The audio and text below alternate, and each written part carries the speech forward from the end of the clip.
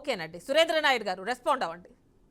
Madam ఇప్పుడు నేనేమంటానంటే, ఇప్పుడు చాలా సుదీర్ఘంగా చెప్పారు సార్. కొన్ని విషయాలు బాగానే చెప్పారు. కొన్ని విషయాలు నేనేమంటానంటే, ఇప్పుడు లౌకికవాద దేశంలో సనాతనం మీద దాడి జరిగింది అనేసంటే, మనకు లౌకికవాద దేశంలో ఏ మతం మీద దాడి జరగకూడదు అనేదే కదా మన దేశంలో సిద్ధాంతము. దానికోసం చెప్తున్నా నేను. మనం ఇట్లా అంటాడు, మళ్ళీ అట్లా అంటాడంటే, మనం నేరుగా నేను ఎవరిని ఏ మతాన్ని నేను నమ్మను, ఏ మతానికి నేను మా గౌరవ మర్యాద ఇవ్వను, ఓన్లీ హిందూ మతానికే ఇస్తాను అని చెప్పాలంటే చెప్పండి మీరు ఆ మాట కూడా. అట్లే అట్లే కూడా చెప్పండి, అట్లే చేద్దాం. అది కాదు కదా మనకు పూర్వీకుల నుండి వస్తున్నది. ఇప్పుడు వెంకటేశ్వర స్వామికి భూభు నాంచేరి అనేది ఆ వారు కూడా వెంకటేశ్వర స్వామి వాళ్ళు ముస్లిమ్స్ కూడా మా అల్లుడు వెంకటేశ్వర స్వామి అంటారు. వాళ్ళు నమ్ముతారు. ముస్లిమ్స్ కూడా వచ్చి దర్శనం చేసుకుంటారు. సోనియా గాంధీ లాంటి ఆమె కూడా వచ్చి నాకు ఈ మతం మీద నమ్మకం ఉంది, విశ్వాసం ఉంది అని చెప్పి సంతకం పెట్టేసి పోయి దర్శనం చేసుకునే సందర్భాలు మనం చూసినాం. కానీ జగన్మోహన్ రెడ్డి గారు ఏ రోజైనా వచ్చాడా? ఈయన ఎడన్నా అంశం కూడా ఉందండి. వెళితే ఎలాంటి డిక్లరేషన్ ఇవ్వలేదు అన్న అంశం కూడా ఉంది. అదొక వివాదాస్పద అంశం. అదే చర్చికి వెళితే భార్య ఆయన కుటుంబ సమేతంగా వెళ్తాడు. కానీ వెంకటేశ్వర స్వామి దగ్గరికి వస్తే మాత్రము ఆయన ఒక్కడే వస్తాడు. చెప్పులు వేసుకొని పోయిన సందర్భాలు చూసినాం క్యూ లైన్ లో ఆయన ముఖ్యమంత్రిగా ఉన్నప్పుడు. ఇలాంటి ముఖ్యమంత్రిని ఈ రాష్ట్రంలో 5 సంవత్సరాలు ఈయన పాలనలో ఉన్నాము అంటే మనం చేసుకున్నటువంటి దౌర్భాగ్యం అండి. అదే విధంగా ఇంతసేపు ఇందాక మా బ్రదర్ చెప్తా ఉన్నాడు. ఇప్పుడు నెయ్యి వారినారనేసి చంద్రబాబు గారు చెప్తారు, ఈవో నెయ్యి వాడలేదని చెప్తారు. ఇక్కడ తిరుపతిలో అత్యద్భుతమైనటువంటి ఇన్స్టిట్యూట్ ఉంది, టెస్ట్ చేసేటువంటి ల్యాబ్ ఉంది అని. మీకు తెలియని విషయం ఏంటంటే, నేను ఎక్కడోనే తిరుపతి తిరుమలలో ఉండేవాడిని, తిరుపతిలో ఉండేవాడిని. ఇక్కడ ల్యాబ్ లేదండి. ఆ ల్యాబ్ ఏముందంటే ఊరికే నెయ్యి అవునా కాదా అని టెస్ట్ చేసేది మాత్రమే ఉంది. దాని లోపల ఏం మిక్స్ అయింది, ఏం కల్తీ మిక్స్ చేసినారు అనేది లేదు. ఒకప్పుడు ఉండేది. ఈ ప్రభుత్వం వచ్చిన తర్వాత ఇవన్నీ కూడా తీసి పక్కన పెట్టేశారు. ఒకప్పుడు కింద నుండి టెస్ట్ చేసి ఆ టెస్ట్ రిపోర్ట్లు ఉంటేనే కొండ మీదకి ట్యాంకర్ అలో చేసేటువంటి సందర్భాలు ఉండేటివి. ఈ రోజు ఏమైంది? ఈడ మార్కెటింగ్ విభాగంలో ఎవరైతే ఈ ఈవో ఉన్నాడో అధర్మారెడ్డి, ఆయన పేరు ధర్మారెడ్డి అని వాళ్ళ తల్లిదండ్రులు ఎందుకు పెట్టారో నాకు తెలియదు, కానీ ఆయన చేసేదంతా కూడా అధర్మాలు. అలాంటి అధర్మారెడ్డిని వేసేసి ఇందాక మా సోదరి చెప్పినట్టు ఎవరో భక్తి భావంతో ఎవరో ఎక్కడి నుండో వచ్చి దేవుడికి డొనేషన్ ఇచ్చేదానికి డబ్బులు తీసుకొస్తే ఆయన టీ షర్ట్ వేసుకొని లుంగి కట్టుకొని ఒక గో కాపరి లాగా ఒక ఈవోగా బాధ్యత ఉండద్దండి, తిలకదారం చేసుకోవద్దండి. ఇప్పుడు మీరు ఈవో అంటే ఏంది? వెంకటేశ్వర స్వామిని ప్రతిబింబించేటట్టు ఉండాలి కదా మీరు. అలాంటి పనికి మాలిన వాళ్ళందరూ కూడా ఈవోలు అయిపోయి ఆ నుండి డిప్యుటేషన్ మీద వచ్చేసి ఎవరు ఈ రాష్ట్రంలో ఐఏఎస్ లేనట్టు ఇతనే పెద్ద పోటుగాడు, హిందూ ధర్మాన్ని రచించేస్తాడు, వెంకటేశ్వర స్వామిని రచించేస్తాడని చెప్పి ఈయన కేసులు మాఫీ కోసం ఎక్కడి నుండో వచ్చే వాళ్ళందరినీ కూడా ప్రసన్నం చేసుకునే దానికోసం వీళ్ళు పెట్టుకున్నటువంటి ఒక అటెండర్, అతను ఈవో కాదు, ఒక అటెండర్ని పెట్టుకున్నారు. అటెండర్ని పెట్టుకొని 5 సంవత్సరాలు లూటీ చేసేసారు. శ్రీవాణి ట్రస్ట్ పేరుతో పూర్తిగా నిధులన్నీ కూడా దారి మళ్లించి 500 రూపాయలు మాత్రం వెంకటేశ్వర స్వామికి ఇచ్చి 10,000 రూపాయలు వీళ్ళ నిధులకు వీళ్ళ గల్లాలో వేసుకొని దారుణంగా పూర్తిగా లూటీ చేసేసినటువంటి ప్రభుత్వం. ఇలాంటి ప్రభుత్వం మీద ఎంక్వైరీ వేయాలా, జరగాల, అంతే అండి. అదే కాదండి. నా అనుమానం ఏమంటే, ఇంకా ప్రధాన అనుమానం, మనం లడ్డూ మీద మాత్రమే చర్చ జరుగుతూ ఉంది.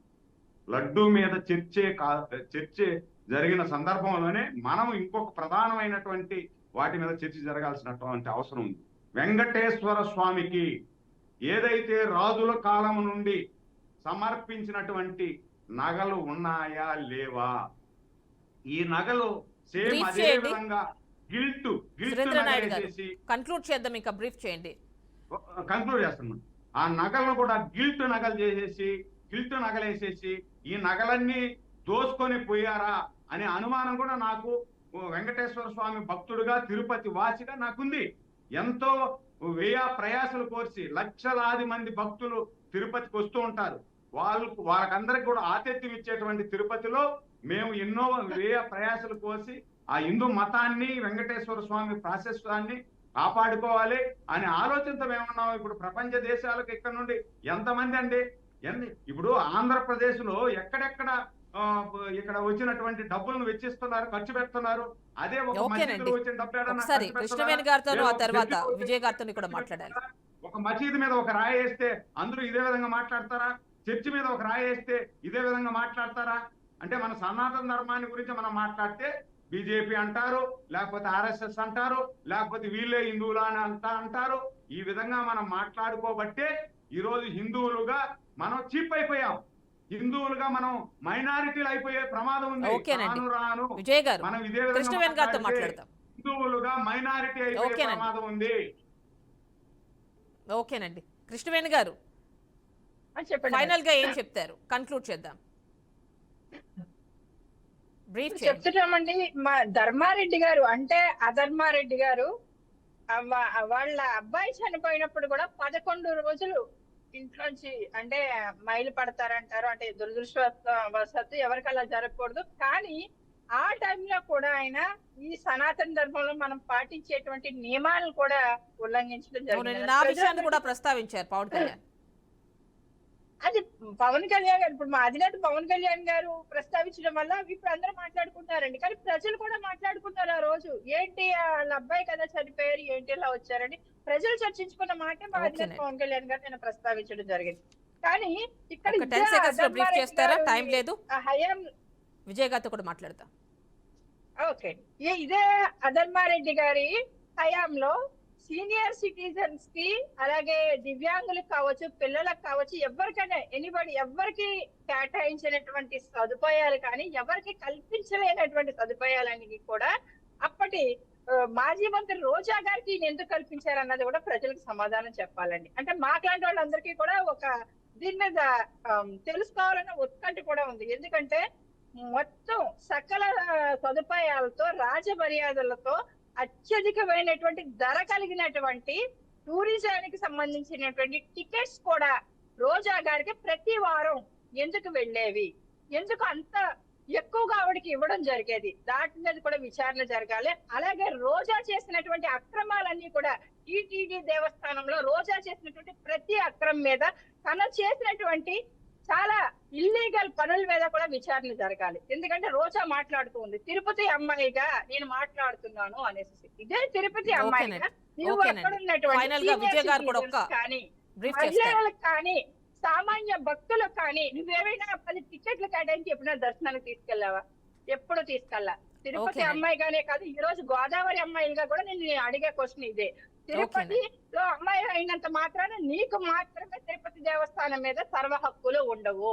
భారతీయులుగా ఉన్నటువంటి ప్రతి ఒక్కరికి కూడా హిందూ దేవస్థానాల మీద హక్కులు ఉంటాయి. కానీ అధర్మారెడ్డి గారి హయాంలో జరిగినటువంటి ఈ ఇల్లీగల్స్ కి సంబంధించినటువంటి టికెట్స్ వ్యవహారాలు కావచ్చు, నగల వ్యవహారాలు కావచ్చు, డబ్బు వ్యవహారాలు కావచ్చు, అక్కడ జరిగినటువంటి ప్రతి దాంట్లోని కూడా రోజా గారి హక్కు ఉందని కూడా గ్రౌండ్ లో చాలా క్లియర్ గా వినబడుతుంది. అప్పటి నుంచి వస్తున్నటువంటి ఆరోపణలు దీని మీద కూడా పూర్తిగా విచారణ జరగాలని ఒక్కసారి విజయ్ గారితో కూడా ఒకసారి మాట్లాడదాం. ఒకసారి విజయ్ గారు బ్రీఫ్ చేయండి 10 seconds లో. ఫైనల్ గారు ఆమె తిరుపతి అమ్మాయి కాదు, ఆమె పీలేరు అవతల పుట్టిన అమ్మాయి, ఆమె తిరుపతి అమ్మాయి కాదు. తిరుపతిలో చదువుకునింది అంతే. మాకు తెలుసు, దగ్గరగా ఆమెతో తిరిగాం మేము కూడా. విజయ్ గారు, టైం లేకపోవడం వల్ల మీకు అవకాశం ఇవ్వలేకపోతున్నా. నెక్స్ట్ ఇంకో డిబేట్ లో ఖచ్చితంగా ఎక్కువ టైం ఇస్తా. ఓకేనండి, థ్యాంక్స్ ఫర్ పార్టిసిపేటింగ్ అండి. మనకి అనలిస్ట్ ఉప్పల లక్ష్మణ్ గారు, అదేవిధంగా అన్నపురెడ్డి విజయ్ గారు, AP journalist union president, and Surendra Naidu గారు టీడీపీ, సుంకర కృష్ణవేణి గారు జనసేన. థ్యాంక్స్ ఫర్ జాయినింగ్ అండి. సో మనం చూసాం నిన్న విజయవాడ కనకదుర్గమ్మ తల్లి దేవాలయం సాక్షిగా కొన్ని వ్యాఖ్యలు చేశారు పవన్ కళ్యాణ్, డిప్యూటీ సీఎం పవన్ కళ్యాణ్. ఆ వ్యాఖ్యలకి సంబంధించి రకరకాల రియాక్షన్స్ వస్తున్నాయి.